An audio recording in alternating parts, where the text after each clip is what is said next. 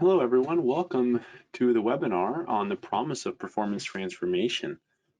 I know we have a lot of people here just starting to filter in. That's okay. We're going to cover some housekeeping things, so I promise you won't miss anything. And I'll make a chat about this as well, but we will be sharing the recording of this webinar with everybody after the call today.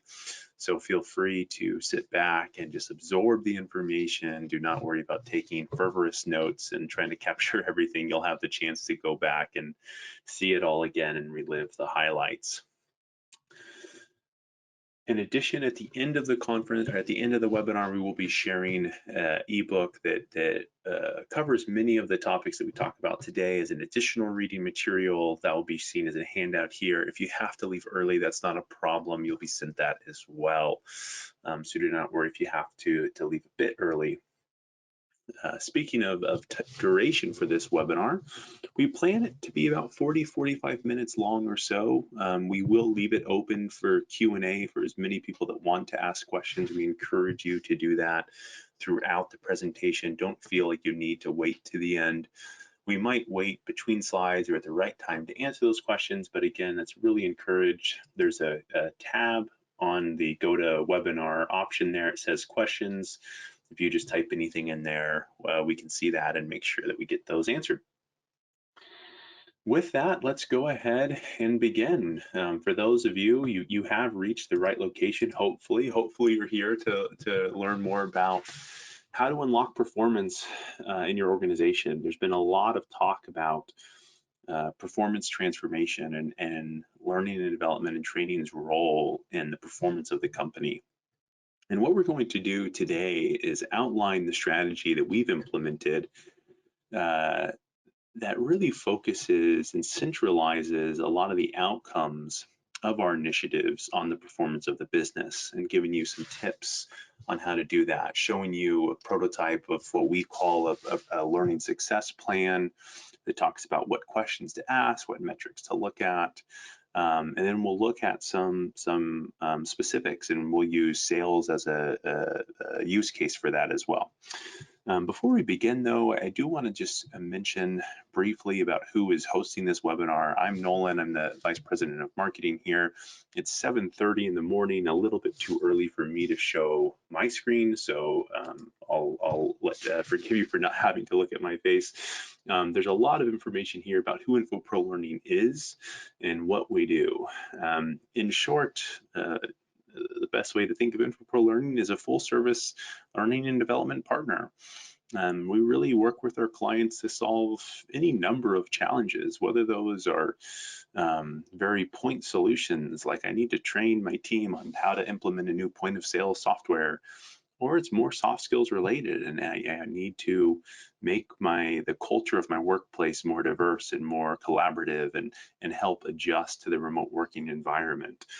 We really can manage it all. We've been around for quite some time, just over 25 years now, fairly highly awarded, as you can see there in the bottom right as well.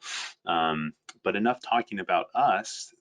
What I want to tell you a little bit more about is Carol. Carol Cohen, who will be presenting the webinar today. She has a great slide that talks all about who she is and what she does, but I can tell you the one thing that she doesn't need to say that you will see is there is nobody more passionate about this topic than Carol. She really is so, you can just hear it in her voice, and I hope that you can all pick up on that through this webinar. And I'm assuming many of you are passionate about this subject as well, which is why you joined. So with that, I'm going to pass the mic over to Carol. Carol, go ahead and take us away. All right, thank you, Nolan.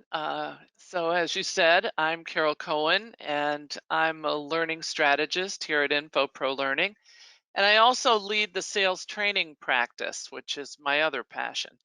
But who am I really?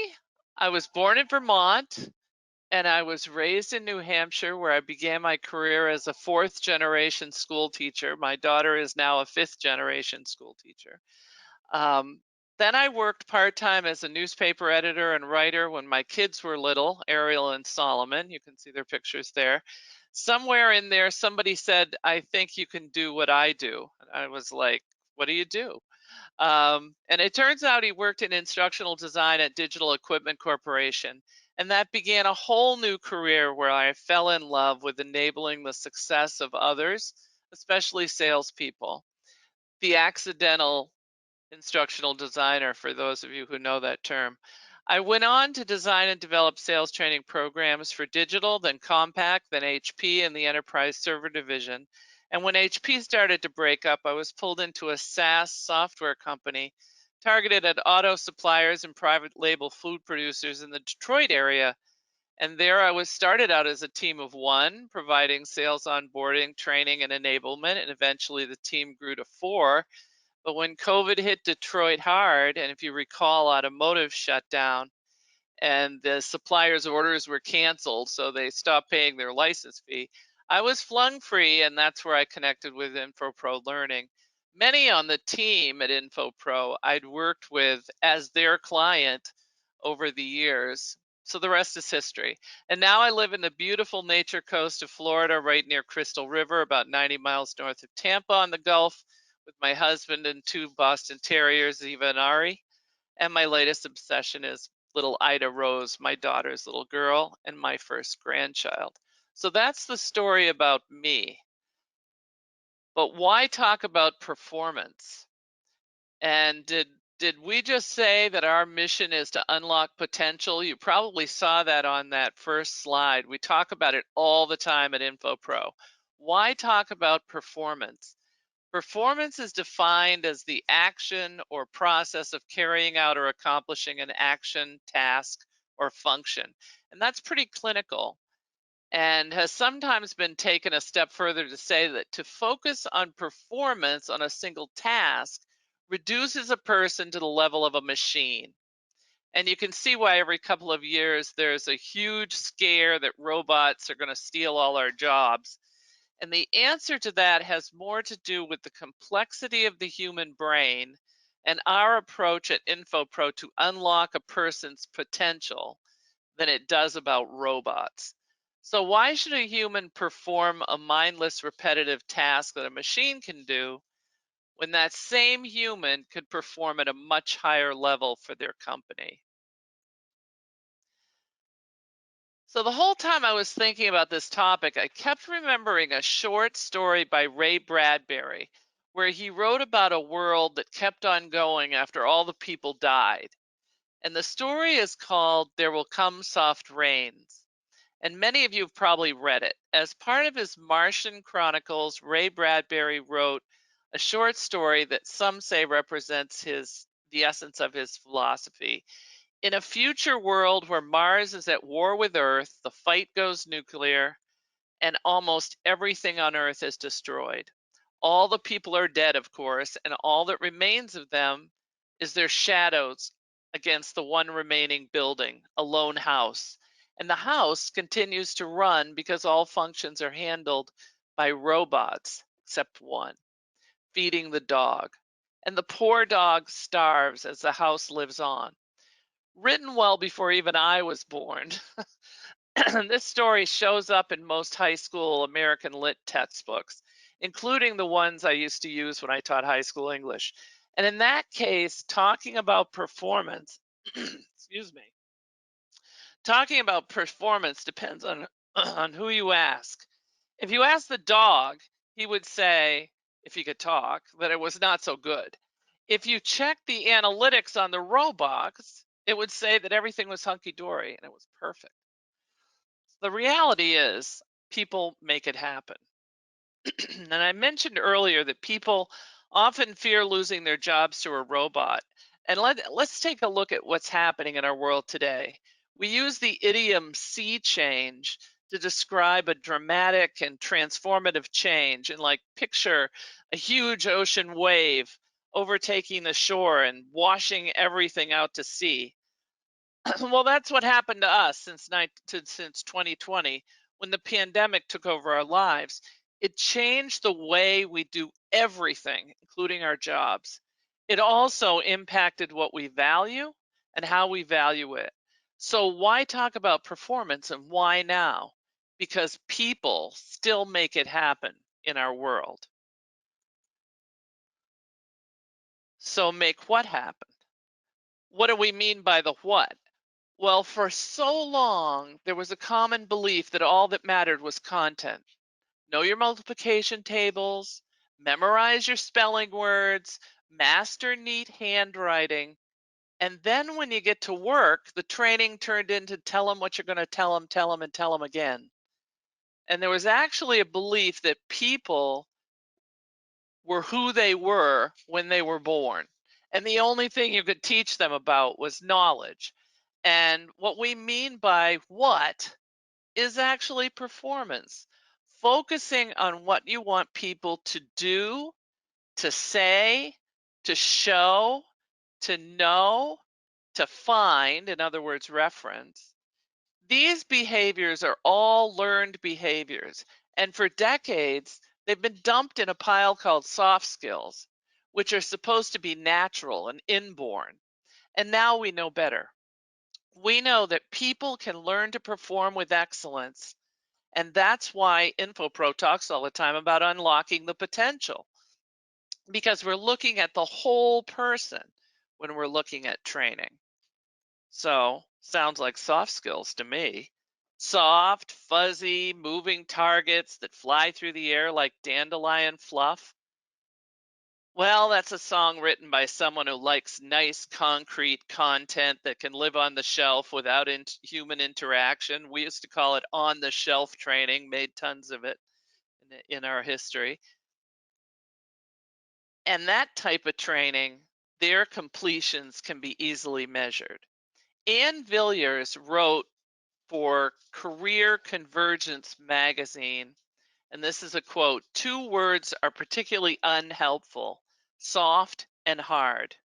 Their use is widespread, as any internet search shows. While soft skills may seem like a convenient shorthand, the term is imprecise, inaccurate, gender biased, and unprofessional. So-called soft skills are falsely contrasted with equally inaccurate hard skills on the basis that the latter is observable, learnable, and measurable, quality claimed inaccurately as not shared by soft skills." Well, Villiers suggests we should not use these terms at all. All this stuff is not soft, it's really hard, really challenging. And getting people to change is difficult. And it's always about behavior and performance. And if it was only about understanding or knowing, it would be so easy. They would not need us. How many times have we heard people imply that you cannot measure soft skills? I once worked with somebody who showed us all a chart where the more advanced the sales skills, the easier it was. And the more advanced the technical skills, the harder it was. And I believe that chart should be completely flipped. I believe they're called soft because to some people they feel nebulous and maybe innate, like you were born with confidence. These are simply performance-based goals, and the performance transformation can be mapped and tracked and therefore measured for success. So maybe they call it soft because we're not robots. So let's talk about selling for a minute, because that's an area that I am most passionate about, and for all kinds of reasons, not the least of which is the worldwide pandemic. The nature of selling has changed dramatically. And this is mostly due to the fact that buyers have changed. We have changed. I have changed. I now buy almost everything online and can't really imagine a reason why I would go into a store. A brick and mortar store limits my selection and possibly exposes me to people who might be sick. So I buy as much as I can online without the interaction of a seller. And you can even buy a car online and have it dropped off at your house. So, not that long ago, we all relied on a salesperson to explain what we needed and teach us all we needed to know about it. And as a buyer, we were essentially a victim of that process. These days, it's different. We have resources. As buyers, we look things up, we read reviews, we watch videos, and then choose whether we want a situation where a seller will work with us or we go straight to Amazon. So, does that mean robots are going to take away sales jobs now? What it does mean is that that salesperson has to be the competitive differentiation for that product. That buyer has to want a relationship with the seller and must rely on getting value every time they talk to that seller. That means how we judge selling, how we evaluate performance of a seller is dramatically different from the old days back in the early 2000s. So I've been thinking about this for a really long time, and just recently it all coalesced into a new selling methodology that is really a simple solution to a complex problem. And it's based on the acronym REAL, which stands for research, engage, advocate, and lead to the solution. And it has many applications beyond selling situations. So if you think about it, research is the first step the buyer makes and should be the first step the seller makes. And it's the way that you put the customer or client first and at the center of every conversation. And I'm really talking about this because this is the same relationship you have with internal clients, stakeholders, your manager, your friends, your children. Research to understand the world around them, engage them with empathy, and build an understanding of the pressures that they're all under. Advocate for their success, not advocate for a product, advocate for their success by examining the performance transformation they are looking for, and then and only then lead to the solution. Excuse me for a second. I got a I got to move there. Um, So once you engage with empathy and build an understanding of the pressures that they're under, you can advocate for them by examining the performance transformation that they're looking for, and then and only then lead to the solution. And that's what real selling is. I have a book coming out on the subject in June. In case you want to dig into the subject, it's my first book, so please forgive the shameless plug. But the main reason for exploring this is that in a sales context, um, we've all experienced the buying experience, and we've been through such a dramatic change in the sales process in the last 2 years that it provides a vivid example of how performance transformation can impact us even before we even realize it's happening to us. And so we can all relate to that one way or another. So say hello to Roy. Here's my example of a performance, influencing performance. So let's put these words into context for a moment. And we look at this poor guy, Roy. He works in a call center. He gets training all the time. His manager listens to his calls. He stands behind him, tapping his foot. He's evaluated on a customer survey question. Would you hire this rep? Yes or no? So let's talk about how we can look at him with an eye for performance transformation. Or do we just tell him what we're going to tell him, and tell him again, and then have his manager listen to his call and then tell him one more time? Well, call centers have a million ways to count stuff.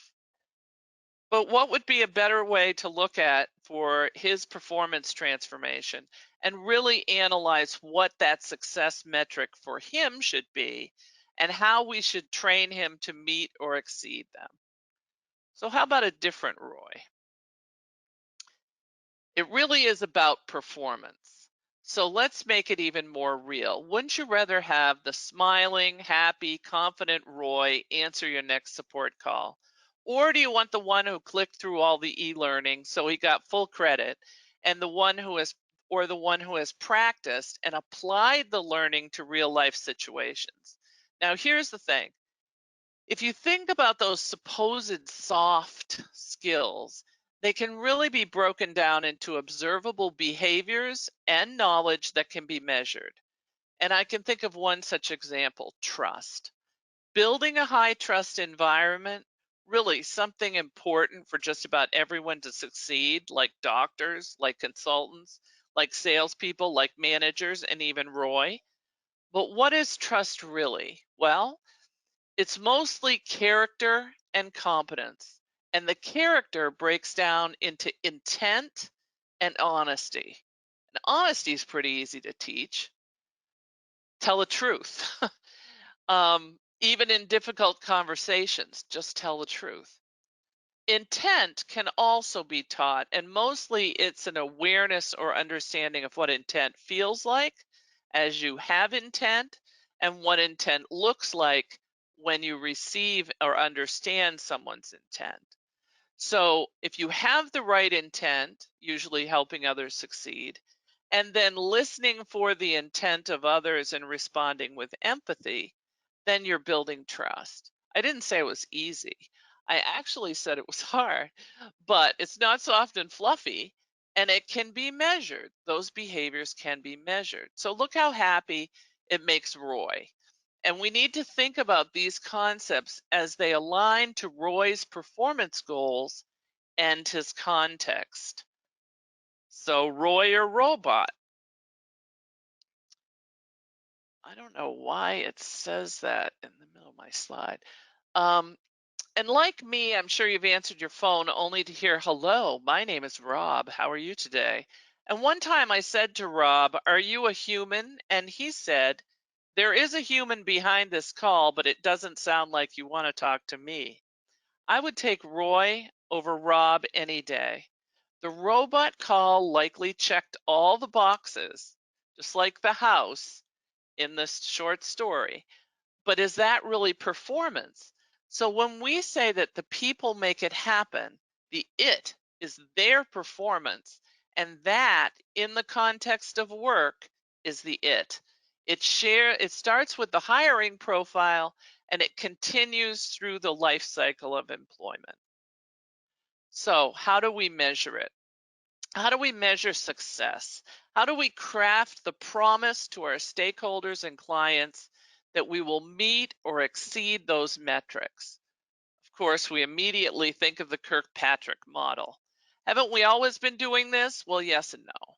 And let's start with what is the same about all this.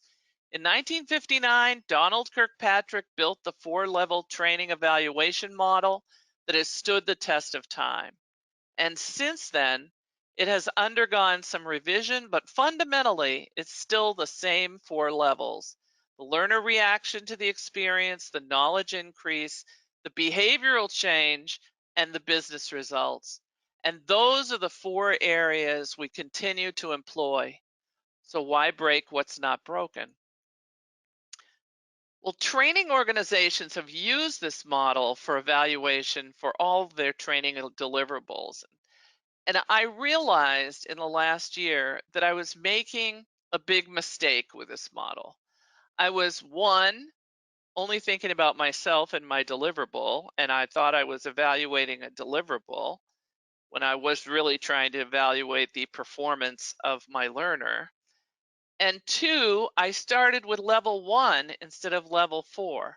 So when we look at this, there are 4 phases. And we accomplish the first 2 extremely well. We do that, we're like geniuses. You probably filled out a smile sheet after a class. That's phase 1, the user experience. You've probably taken a test or a quiz, and that's the knowledge evaluation, or phase 2.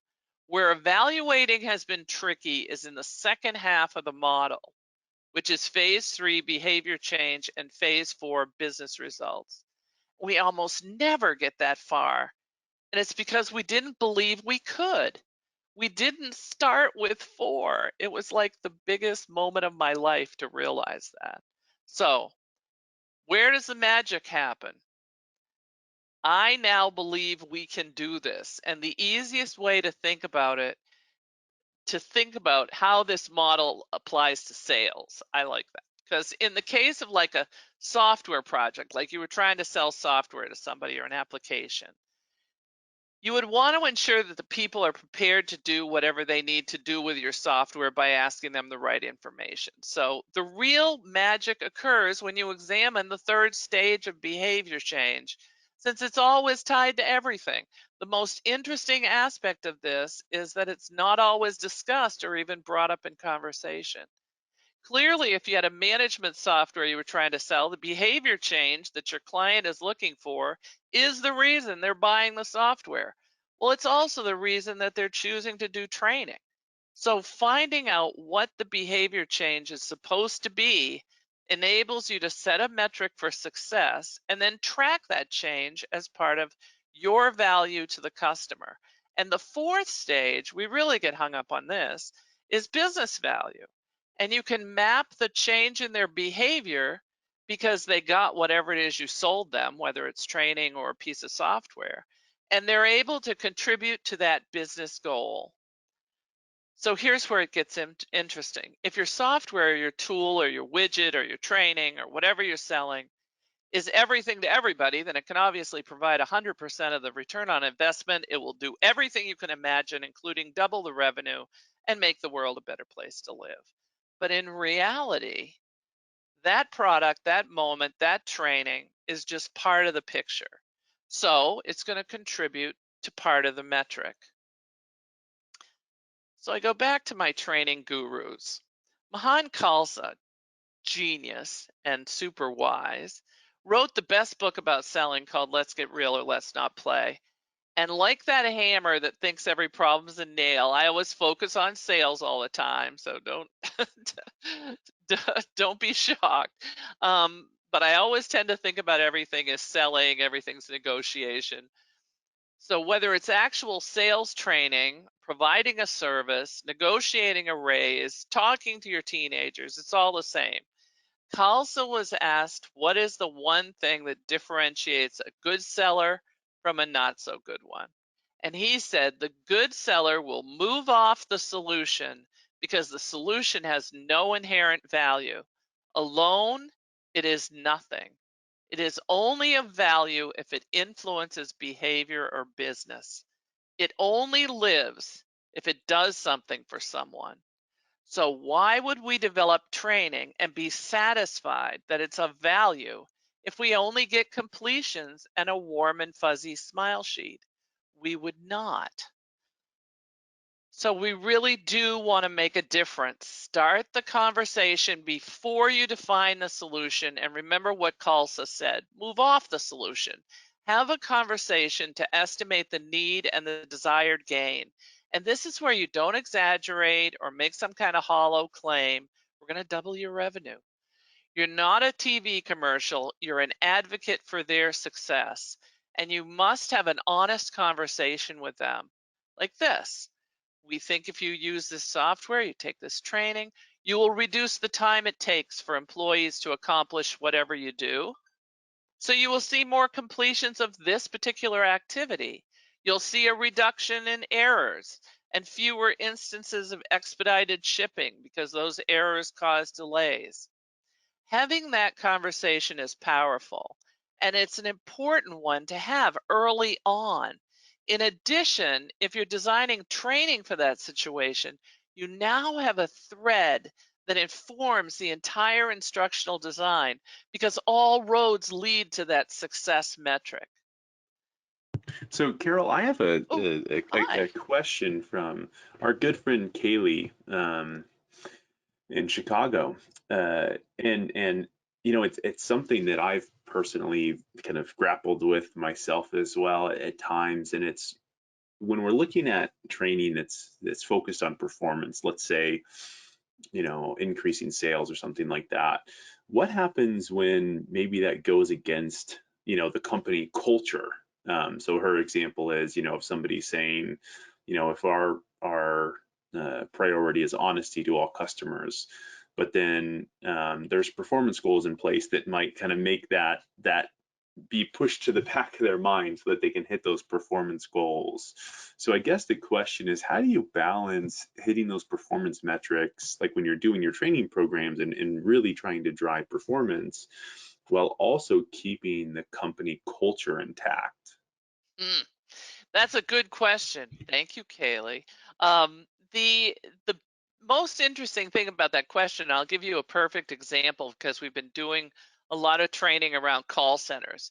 So call centers will have these metrics like you can only talk to the customer for 30 seconds. And if you talk longer than 30 seconds, you're going to get a demerit or something. At the same time, they're asking us to do training on building a high trust environment, being customer centric, showing empathy, caring about your person. takes longer than 30 seconds. So here's what I'm saying. You're going in as a partner for the success of your client. You are not going in to get their order like at McDonald's and find out what class they want to teach and what class they want you to build, and you're just going to build it against that. You're actually having a conversation so that you're able to say to them, we can see that this is your goal now, and we can see this other metric you're tracking them on is actually having a negative impact on that. So we're actually consulting with them in that situation. So I think that's why I say that whenever you're talking about this evaluation and success plan, you're doing it right at the beginning. You're establishing yourself as the partner in their success, and you're advocating for their success and giving them advice from your extensive experience. That's that's the power of this. Hopefully that answered the question.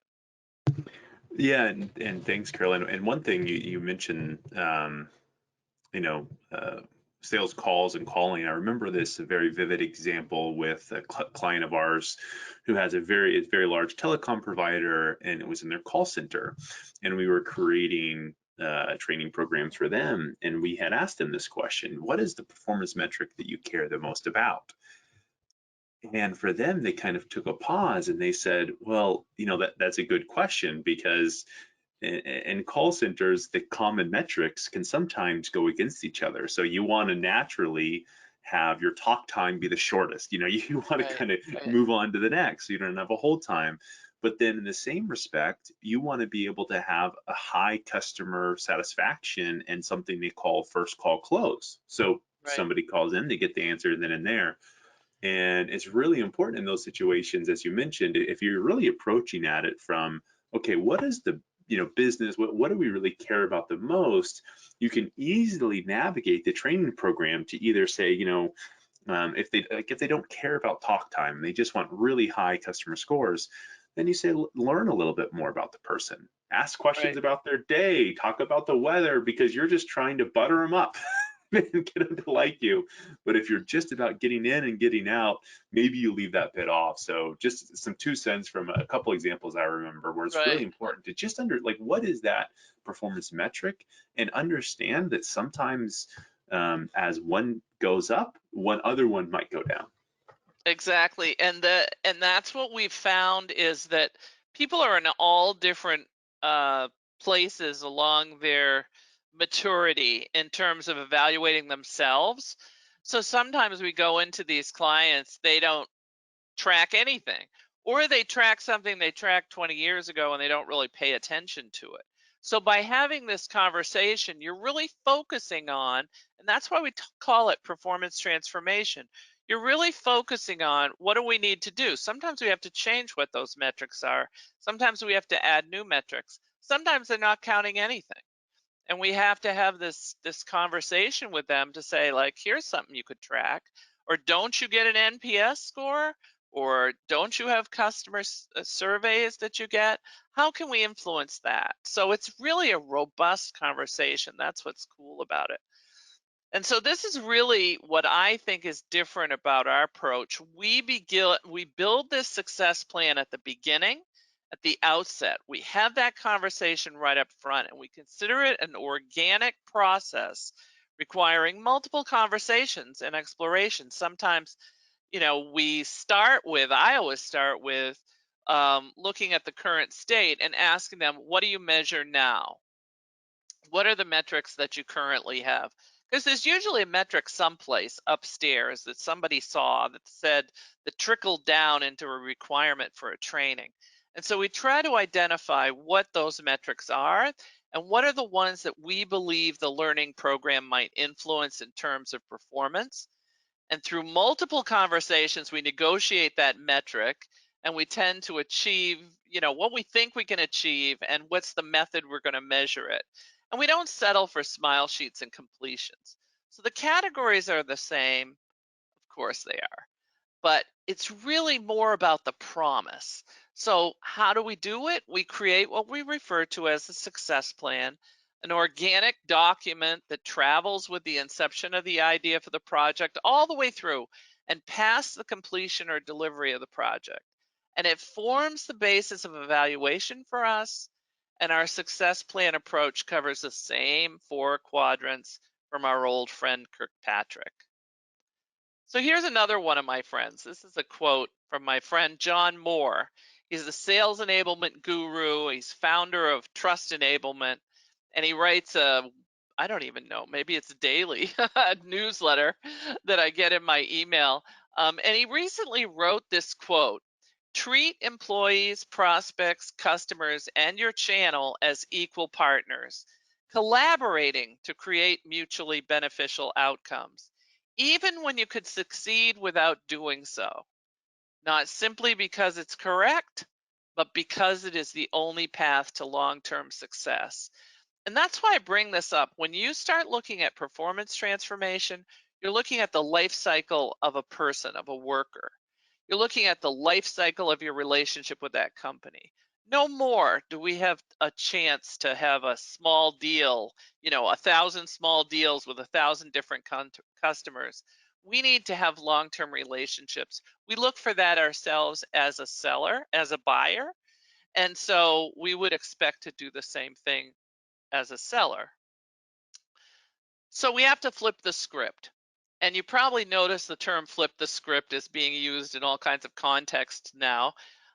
Oren Klaff even wrote a book in 2019 called Flip the Script. And in it, he talks about my old favorite adage: the best idea is when you think of my idea.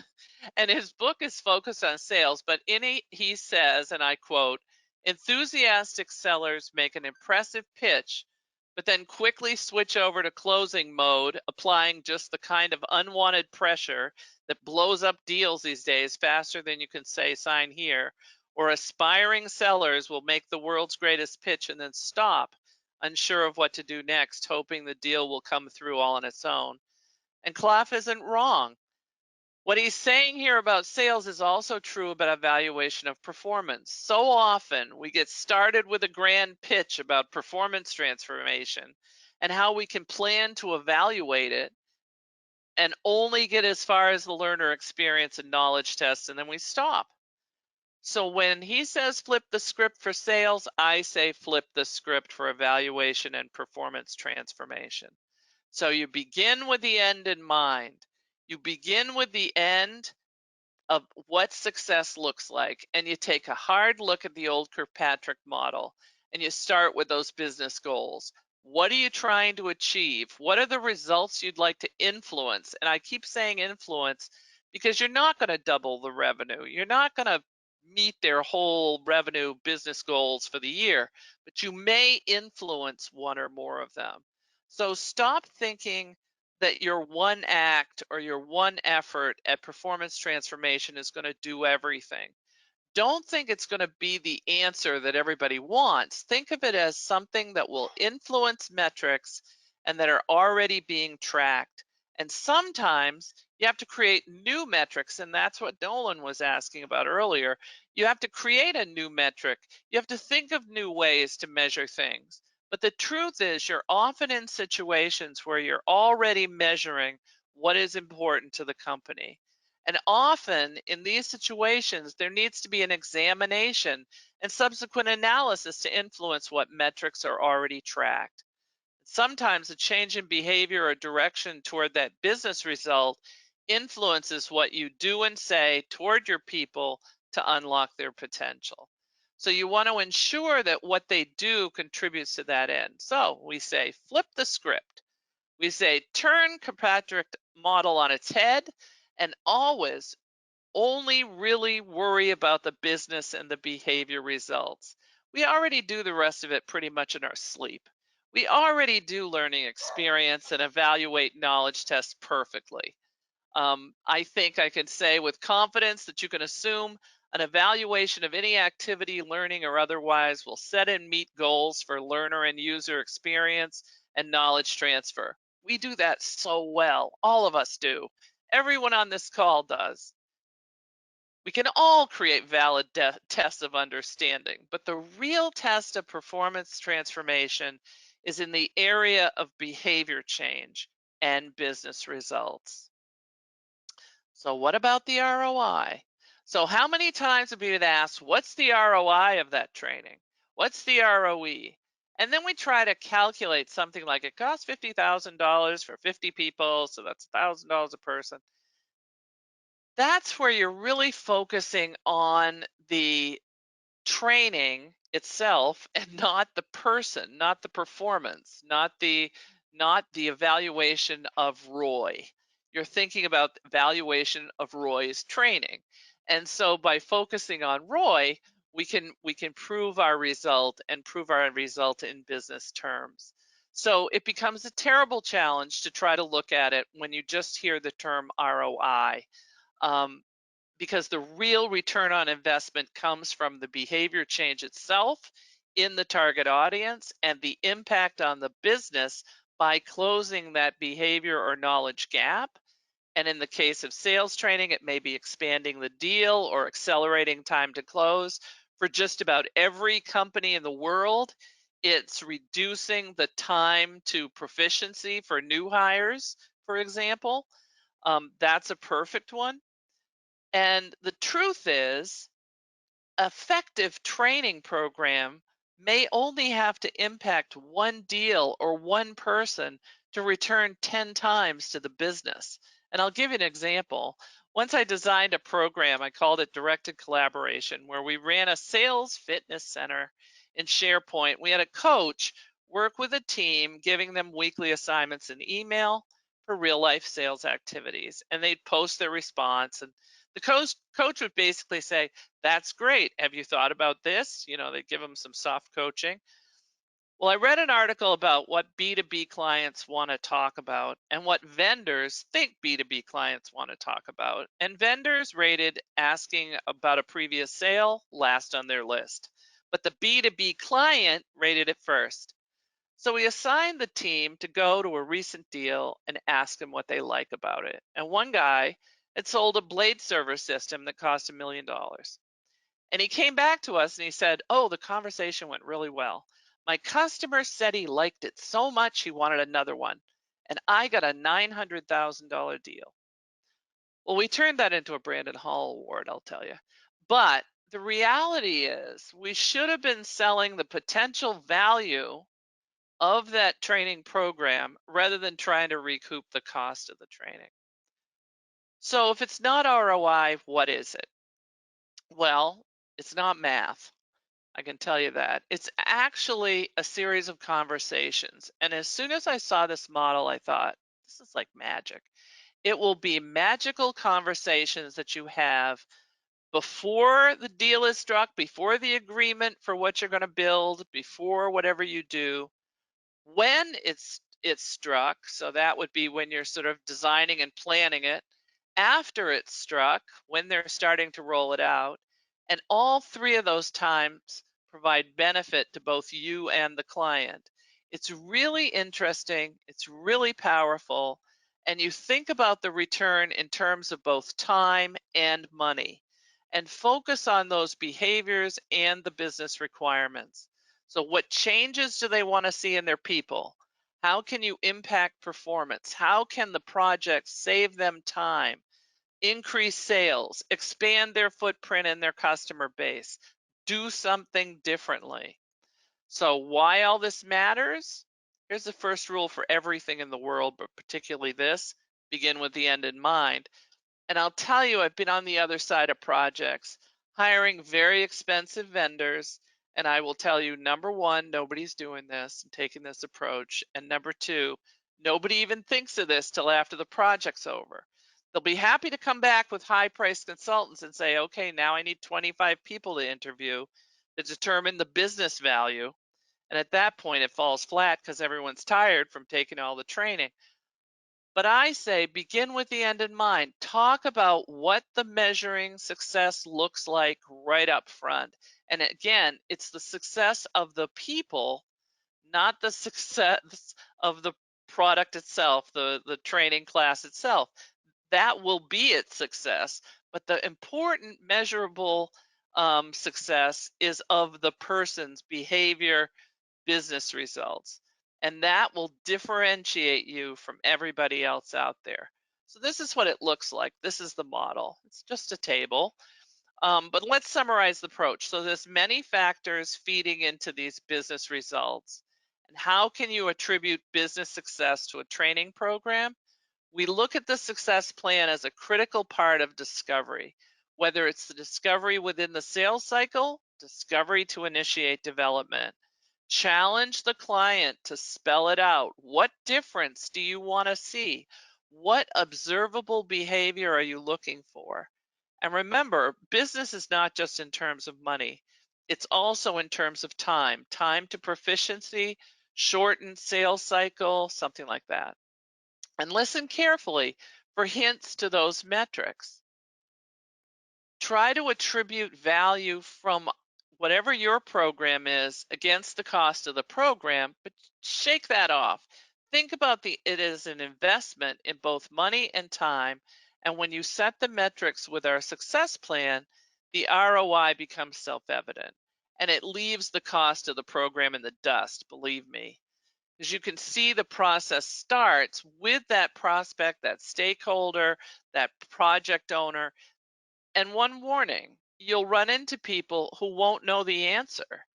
But all you need to say is, but we have to talk about this. So let's get our business leader in here, or let's get our manager, and let's really figure this out. Because and I've worked in L&D long enough to know, for big giant companies, they're always asking you what the business value is of your training. So if you've got somebody like us helping you find that out, we're really helping them succeed as well. So here's a little blow up of that side of the chart. So while our success plan is based on the model, our approach is unique. We begin as early as possible to populate the plan, knowing that finalizing it will require further discussion. And essentially, we determine the intended outcomes for the learning experience, usually by maybe we ask the learner, possibly selecting a question from the company's customer survey. Maybe we use the NPS score, and we look for improvement in knowledge with assessments, but again, possibly with a customer survey or a performance criterion. And we examine thoroughly the specific behavior change, assuming there's already a metric used that indicates the gap. And a lot of times it may be something specific that they're doing or not doing, and we want to see more of. We want to reduce the number of errors, that sort of thing. And finally, the business results, again, time and money. And we try to get into conversations with a business leader, because most often they're very pragmatic. They already know their metrics. They already have business metrics. And they understand that your training is only going to be part of it. So and if we could double the revenue, we'd all be retired on a tropical beach somewhere. So it's impossible to assume that your course is going to directly influence the revenue, but it can influence factors that directly result in improved revenue. So that conversation might go something like this with a business leader, thinking out loud. We're asking our folks to upsell our new product line. Now, keep in mind, you probably got a request for product training, right? I have set a goal of 10% increase in sales for next quarter. Now, wait a minute. Is it just knowledge they need about the product, or do they need something about their behavior you're thinking in the back of your mind? So they're saying, we will launch this training program this quarter, and I believe, and your business guy will generally say this, it might only be like 2% of that 10% would be influenced by the training. Well, now you have your metric. So from that, you set a target of 2% of the 10% for the business result metric. And by beginning the project with that success plan and discussion, you strengthen your position to design and develop the appropriate solution, and then come back later and offer more. Because look what just happened. We went from, I want a product training class, here's all the product, and here's the product manager who knows all about it, to I want people to actually sell that, and I want this to influence part of our 10% increase in sales in next quarter. Now you have the context for that training, and you end up with a much better training result. So I keep saying it's organic. And And what, before we move on, we had a question related to product training, and I thought I'd bring it up because I think it's a key. I think it talks a lot about what you've been mentioning, Carol, and it was, can you please recommend some common examples of behavioral or business outcomes related to the context of software training? We're currently focused on reducing the number of support calls. What other metrics might we consider? And this is something that's close to my heart. I have quite a bit of a background in product, and so um, my advice, if you wouldn't mind, it would be to first speak with the product owner. The reason I say that is because although you might go online and go on Google and find a lot of metrics that you see, sometimes your product is not configured in a way to get you that data.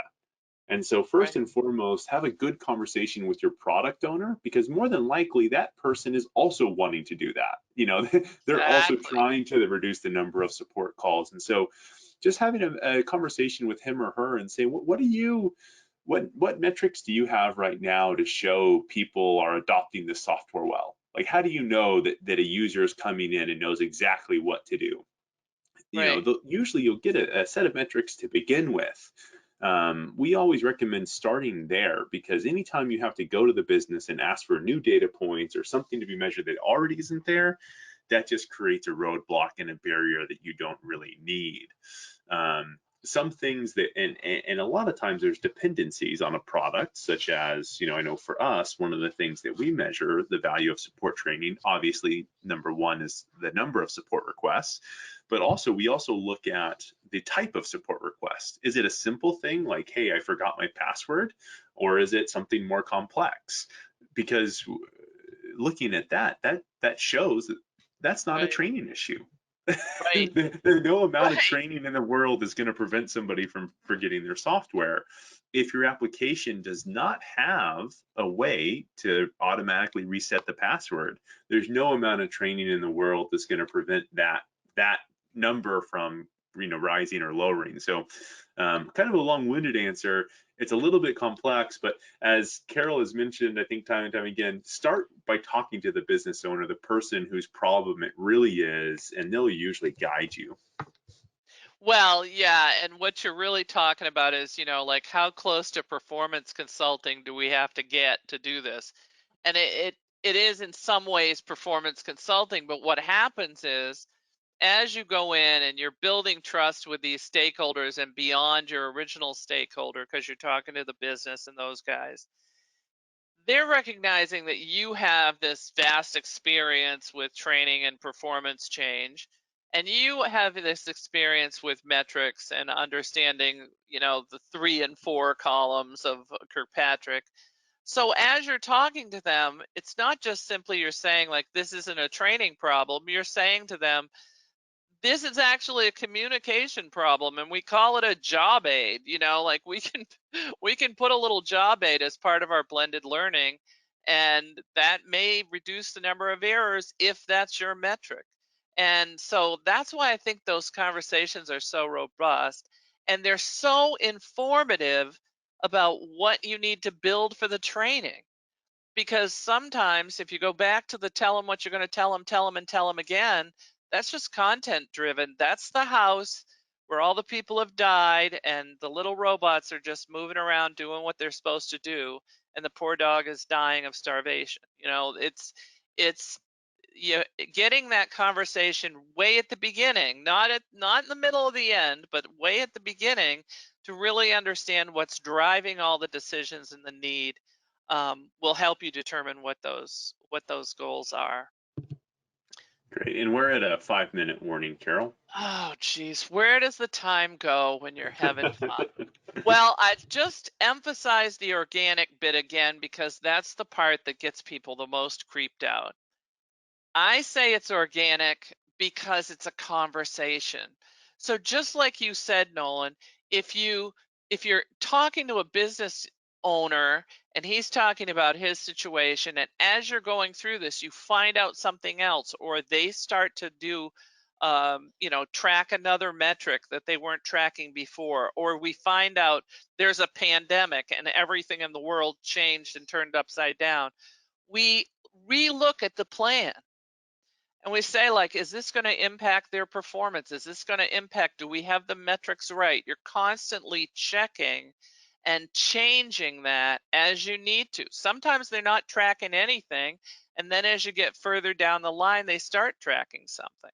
So we do have a side of the chart, and we looked at the top level, that's Kirkpatrick. The side that, the y-axis down the side is those trust points, those points about your conversation, where we're really saying, these are the activities we're going to do. These are our anticipated outcomes. We looked at your current state and we see you get this many errors a month or whatever, and we want to influence that metric. How are we going to measure it? Well, you're already counting the number of calls per month or whatever. And so we're going to use that same one. You're already asking the customers a question. So we're going to influence that number. What are the risks? And these are not the risks for the project itself. These are the risks for the actual success plan. So you're going to say, like, they aren't tracking anything. That's a problem. Or there's a risk that, like in Kaylee's question, there's a risk that some of the metrics they track actually go against their goals. And then we set up milestones to say, we're going to come back 30, 60, 90, 120 days, and we're going to check on this success. Why? Well, if you're selling them training solutions, you're going to build on the value that you already, the promise you already kept. You're going to build on that promise to go for the next deal. But you really want to be sure that you're providing the kind of success that they're looking for. And so we define it as 3 different kinds of conversations, and there's detail in here. But the reality is, it takes a lot to run a company. It takes a lot to invest in people and have people work for you. And so by providing training and learning, if we can align that to their business goals and to their behavioral goals, we can support that performance transformation to be better. So you have happy ROI, and training becomes a good investment, and you can really define the outcomes. So influencing the behavior is at the heart of every change that occurs. And it's not just what you know, but what you do. And so that's what we want to be sure that we're tracking. So whoops, I don't know what happened to my slides here, but rethinking what success looks like, and I'll try to get this back. I don't know. Did something exciting. I guess it's gone. But rethinking what success looks like, it all comes down to one thing: asking the right questions of the right person as soon as possible to get started. So I'll hand it back to you, Nolan. I think I squeaked in right under the wire here. Yeah, there's You're 1 minute right. I'm passionate. one What can I say? 1 minute left. It was the perfect duration.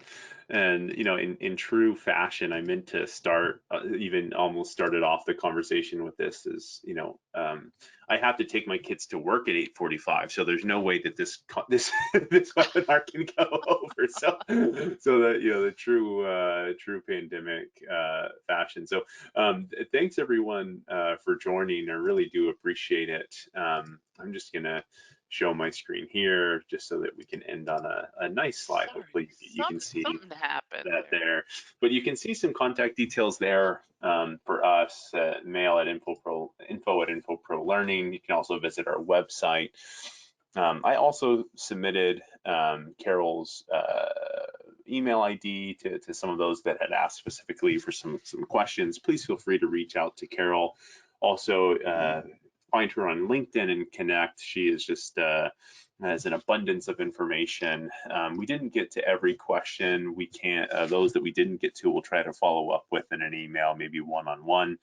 Again, if you'd like more information, please reach out to us. We'd love to share more. Thanks for sticking with us on this wonderful Thursday morning or evening, depending on afternoon, evening, wherever you are. Have a great rest of your day, and thanks again for stopping by. Thanks, Thank you, Carol. everyone. Thank you.